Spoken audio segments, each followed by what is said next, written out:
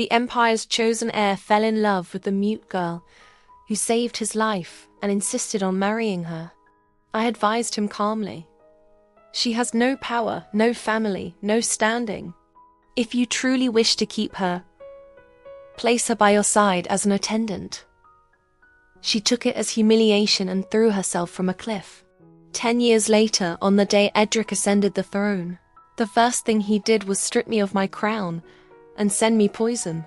When I opened my eyes again, it was my 16th birthday. The emperor asked what I wished for. I knelt and answered with measured grace.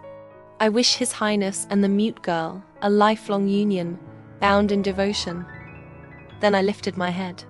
Your Majesty, please grant them your blessing. I died on a snow-filled day. They had planned to wait until spring, but he couldn't. The blade pressed closer, inch by inch, cutting through my throat, until blood soaked my collar. He showed no hesitation. He brushed my blood off with the edge of his armor, as if it disgusted him. The pain stole my breath. Still, I asked, why? I did not understand. Edric and I grew up together, side by side since childhood. For over 10 years, my father and brothers fought for the empire in his name. Before he secured absolute power, they surrendered military command and withdrew willingly. And yet, he accused my family of fabricated crimes and ordered our extermination. Why? I clutched his wrist, forcing him to look at me. Why, Your Highness? The mask on his face slipped loose and fell. He struggled not in grief, but in irritation, and tore himself free. This, he said through clenched teeth, is what your house owed her. Her, Leora. The name surfaced slowly, buried under years of blood. That fragile face, that willow-soft smile. I laughed. 10 years. In all those years, Edric had never forgotten her. He blamed her death on me, on my family, on Housevale. Edric, you are a monster. The word never left my mouth. He drew the dagger. Blood sprayed across the stone, red mist splashing against polished marble. The color filled my vision. It reminded me of the night my mother stayed awake, eyes red, boiling rare broth for me in silence. My lady, does your chest hurt again? The snow vanished. The cold disappeared. Sunlight flooded the courtyard. Voices drifted through the air. My 16th birthday banquet. So this was mercy. I had died and returned. Returned to the year I was 16. That year, my brother won a decisive victory. That year, my father's name shook the northern frontier. That year, I had not yet married Edric. No wonder your chest hurts. A familiar voice laughed behind me. The heir knelt before the emperor all night, begging to break off the engagement with the minister's house.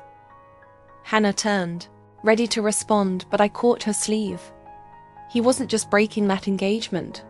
This was the year Edric returned from the frontier, fell from a cliff, and was saved by a mute girl. An orphan, surviving alone in the wild. To save him, she injured herself beyond repair and lost her voice.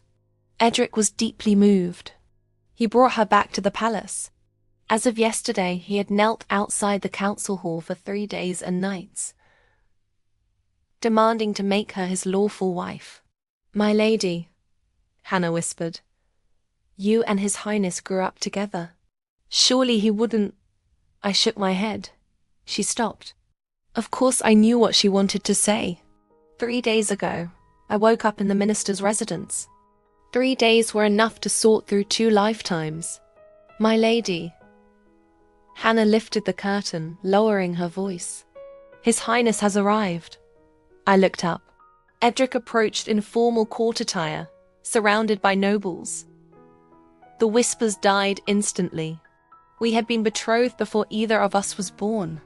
When others criticized me, he defended me first.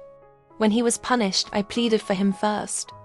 No one ever doubted that I was meant to stand beside him, until today. On my 16th birthday, he brought another woman, Leora stood beside him, thin, pale, clinging to his arm like a frightened bird. After kneeling all night, he showed no exhaustion. Instead, he leaned close and murmured something into her ear. She looked at me. Panic flashed across her face. Then she rushed forward and fell to her knees.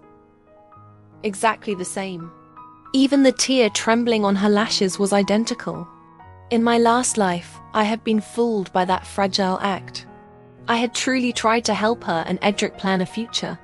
Born into House Vale, betrothed to the heir, I never expected exclusive love. Her presence stung, but I remained composed. When Edric sought to break our engagement, I did not cry or argue. I only said, "Miss Leora has no family in the capital and is physically vulnerable. Though she saved you, making her your lawful wife would be improper. His Majesty would never allow it. It would only place her in danger. If you truly care for her, keep her close as an attendant at court." I never finished. "And what happens later?" he interrupted coldly. "Wouldn't that still be my decision?" Leora bowed her head to the floor again and again. Those words spared her and condemned me. In my last life, I rushed to help her up. This time, I watched. Blood bloomed on her forehead. Hannah tugged my sleeve. Guests were watching. I brushed her aside. "Why rush?" "Leora." Edric's expression darkened. Her forehead split open, blood mixing with tears. She glanced at him, then at me, bit her lip, and bowed again. I lifted my teacup calmly. I found myself curious. How far would she go? Yes, she was acting. Her muteness was false. Her fragility was false. Even her death by falling from the cliff in my last life had been staged. In a deserted street corner, I once heard her voice clear as a songbird's. She sobbed before a masked man. "Master, I'm only an orphan. If I don't hurt myself, how will His Highness ever treasure me? Master, please give me another draft for false death. Master, I truly love His Highness. I know my status. Even standing beside him would be more than I deserve, but he once promised me a lawful marriage. I must create a wound deep enough that he will carry guilt for the rest of his life. Master, please fulfill this for me. If I die once, just once, His Highness will never forget what he owes me." How carefully calculated. She deceived Edric. She deceived me. She deceived every noble in the capital. I once asked Edric why his heart belonged to Leora alone. "I was born the heir," he said. "Everyone flatters me. Everyone bows. They respect me, love me, only because of my title. Even you, Selene Vale," he asked quietly. "If I were not the heir, would you still love me?" That question silenced me. If he were not the heir, there would have been no betrothal, no shared childhood, no standing side by side. How could love exist without those conditions? Only Leora, he continued, was willing to give her life for me without knowing who I was. Such devotion, so pure. How could I possibly refuse it? I almost believed him. Raised in a noble house, I was trained to weigh every step.